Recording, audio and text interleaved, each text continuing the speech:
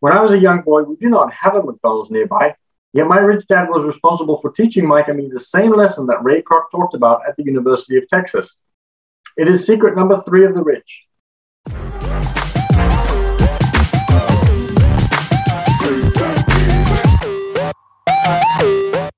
Good morning, everybody. Hope everybody is well. Good to see you all. I've just come back from obviously getting my hair cut. My hair is a little bit shorter today. And I also went for a swim this morning, which was really good. It looked like it was going to rain, and it was still good to go for a swim. But the sun came out, and it was beautiful. So I hope your day is starting just as well. But we are reading A Rich Dad, Poor Dad this morning.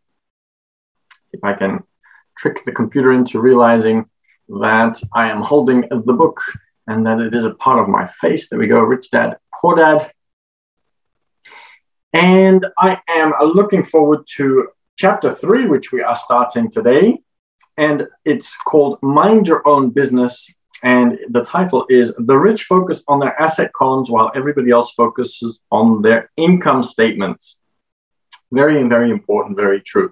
But speaking of income statements, it's also really important to have a look at the income from the income statement and spend a little bit less time on the expenses, but we might talk about that a little bit later.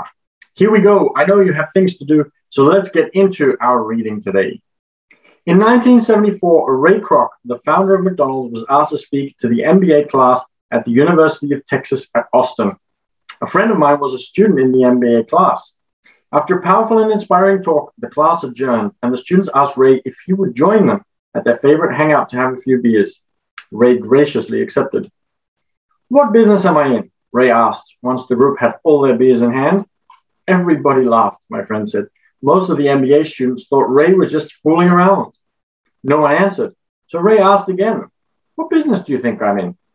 The students laughed again, and finally one brave soul yelled out, "Ray, who in the world doesn't know that you're in the hamburger business?" Ray chuckled. "That's what I thought you'd say." He paused and then quickly added, "Ladies and gentlemen, I'm not in the hamburger business. My business is real estate." As my friend tells the story, Ray spent a good amount of time explaining his viewpoint. In his business plan, Ray knew that the primary business focus was to sell hamburger franchises, but what he never lost sight of was that the location of each franchise. He knew that the land and its location were the most significant factors in the success of each franchise. Basically, the person who bought the franchise was also buying the real estate under this franchise for Ray Kroc's organization. Very important. And it's similar to the way Rich Dad looks at things and Poor Dad looks at things. So Poor Dad says that the house is an asset. Rich Dad says it isn't. And most people think that the way to make money is by buying a business that sells hamburgers and that it's really, really good at selling hamburgers. I'm just going to move the camera slightly. There we go. But in reality, the bigger money is made in real estate. And so if you understand that rich people think slightly differently, that they look at it from a different angle, and they won't just take the first option. So they're not just going to say, okay, I want to have, I used to own a cafe. I never looked at it as just a cafe. It was something that I wanted to franchise. I was always looking at the bigger picture. I always had an idea of how it was going to bring me multiple streams of income rather than just one. Today, McDonald's is the largest single owner of real estate in the world, owning even more than the Catholic Church. McDonald's owns some of the most valuable intersections and street corners in America and around the globe. My friend considers this as one of the most important lessons in his life. Today, he owns car washes, but his business is the real estate under those car washes. Very smart to start following what Ray Kroc taught him in that lesson at his MBA class. The previous chapter presented diagrams illustrating that most people work for everyone but themselves. They work first for the owners of the company, then for the government through taxes, and finally for the bank that owns their mortgage. When I was a young boy, we did not have a McDonald's nearby, yet my rich dad was responsible for teaching Mike and me the same lesson that Ray Kroc talked about at the University of Texas. It is secret number 3 of the rich. That secret is mind your own business. Financial struggle is often directly the result of people working all their lives for someone else. Many people will simply have nothing at the end of their working days to show for their efforts. Our current educational system focuses on preparing today's youth to get good jobs by developing scholastic skills. Their lives will revolve around their wages, or as earlier described, their income column. Many will study further to become engineers, scientists, cook, police officers, artists, writers, and so on. These professional skills allow them to enter the workforce and work for money. But there is a big difference between your profession and your business. Often I ask people, what is your business? And they will say, oh, I'm a banker. Then I ask them if they own the bank. And they usually respond, no, I work there. In that instance, they have confused their profession with their business. Their profession may be a banker, but they still need their own business. A problem with school is that you often become what you study. So if you study cooking, you become a chef. If you study the law, you become an attorney. And a study of auto mechanics makes you a mechanic. The mistake in becoming what you study is that too many people forget to mind their own business. They spend their lives minding somebody else's business and making that person rich. To become financially secure, a person needs to mind their own business. Your business revolves around your asset column, not your income column. As stated earlier, the number one rule is to know the difference between an asset and a liability and to buy assets. The rich focus on their asset columns while everyone else focuses on their income statements.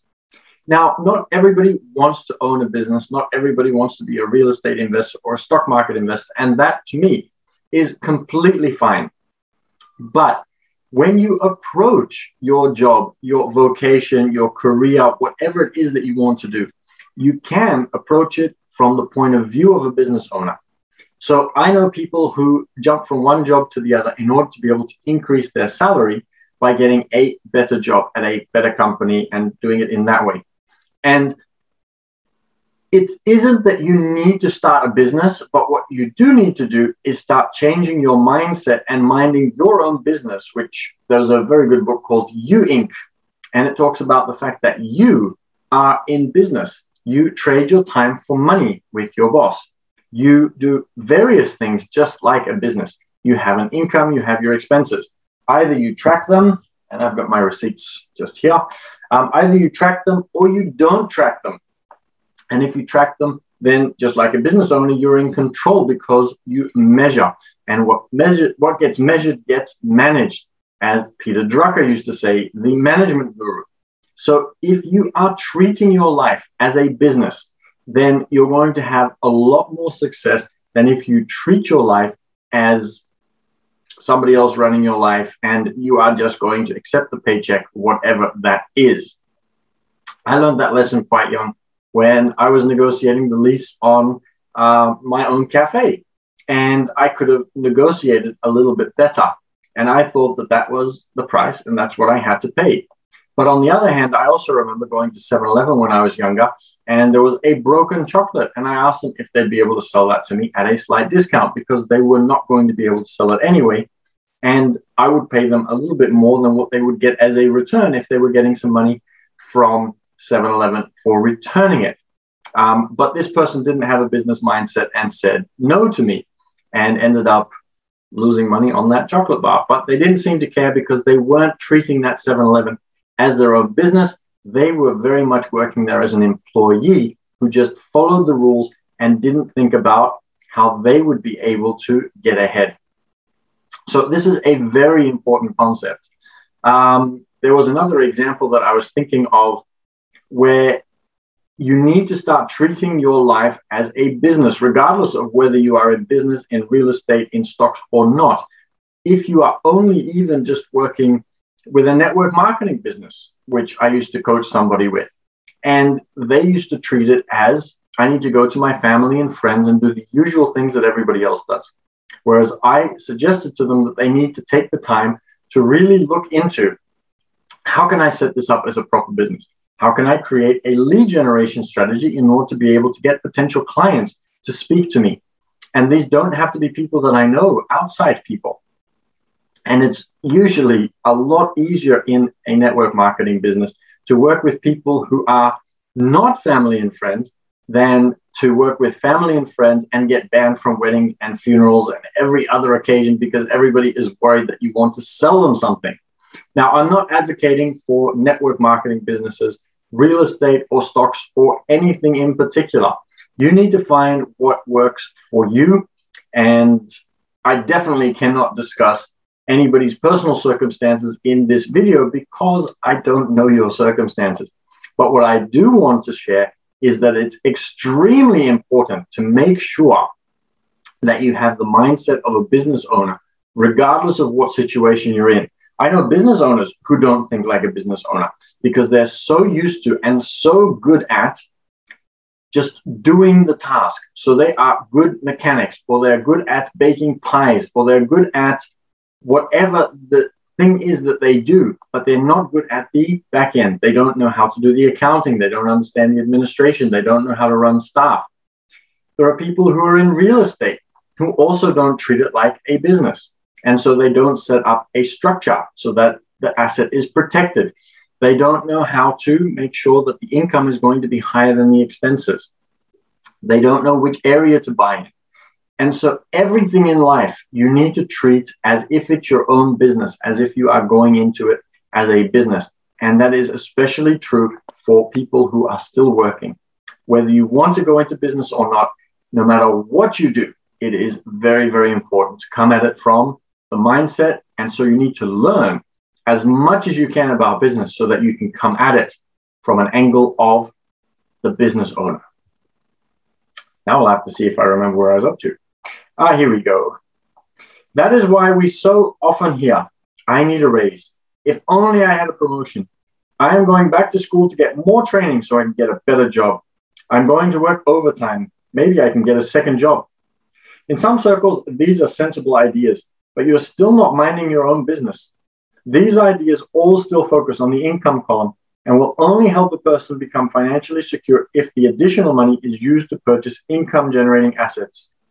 The primary reason the majority of the poor and middle class are fiscally conservative, which means I can't afford to take risks, is that they have no financial foundation. They have to cling to their jobs and play it safe. When downsizing became the in thing to do, millions of workers found out their largest so-called asset, their home, was eating them alive, and that their job was not as secure as they thought it would be. Their asset was costing them money each month. Their car, another asset, was eating them alive. The golf clubs in the garage that cost $1,000 were not worth $1,000 anymore. Without job security, they had nothing to fall back on. What they thought were assets could not help them survive in a time of financial crisis. We're going to leave it there for now, but hopefully you enjoyed chapter 3. It's one of my favorite ones. I love the story of Ray Kroc and how he's in the real estate business and how you can see that wealthy people think slightly differently. And if you can start to learn, and if you hang out with people who are higher quality, then it gives you the opportunity to start learning things that you wouldn't have heard perhaps at home, that you wouldn't have heard when you're talking to your friends, your usual friends.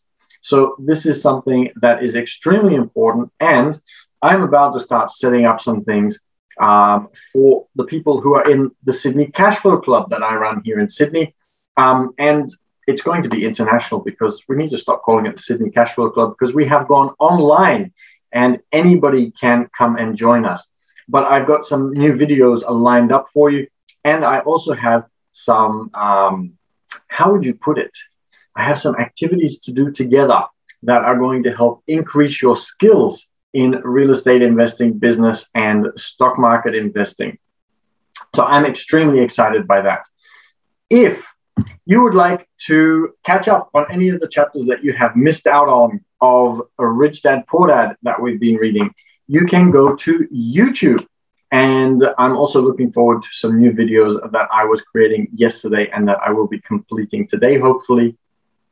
And so if you go to YouTube, you can find us at the Passive Cashflow Club. You can find all the other chapters. And if you hit subscribe, you'll also get notifications of when they are uploaded, but also the new videos that we're creating for this year that are going to give you some amazing tips and some amazing strategies that you can use in your investing.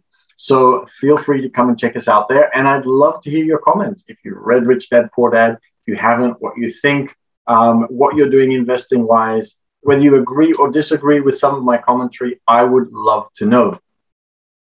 If you'd like to get in touch personally, if you'd like to know more about the Cashflow Club, for example, and the online version, which is more realistic, than even the game that Robert Kiyosaki created, which is a great starting point. But then you want to make it a little bit more realistic so that you can then take it out into the real world.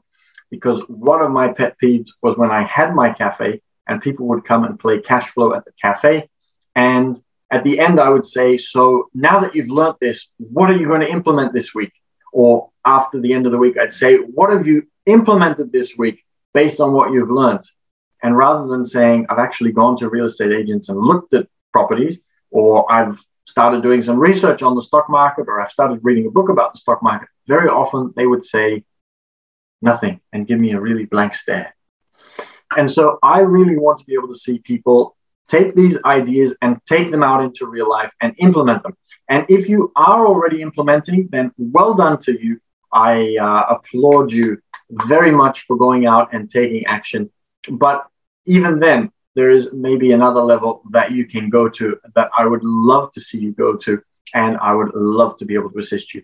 So if you'd like to get in touch, then you can do that on Instagram, and you can get in touch through business_team_6_official. And I would love to see you there. You can see all the photos, obviously, that I post, but you can also send me a direct message. And if you'd be interested in cash flow, and especially that online version of cash flow, then just let me know, and I'll get my VA, my virtual assistant, to send you the details of how you can attend. So I really enjoyed reading for you today, starting out on chapter 3 of The Rich Dad Poor Dad. I am looking forward to seeing you again tomorrow, and I appreciate you joining, and I really love having you here, and I love that you're open-minded to learning and to improving your life and getting better. It's very exciting because we're still at the beginning of the year, and those New Year motivations are still running high. So let's keep up those motivations. I'm going to leave you to go and do everything that you need to do today so that you can get closer to achieving your goals. I'd love to hear from you. I appreciate you coming, and let me know how I can possibly also support you. And have an amazing day today, and I will see you again tomorrow, 8 o'clock Sydney time, for another reading, and we'll continue with Rich Dad Poor Dad, chapter 3.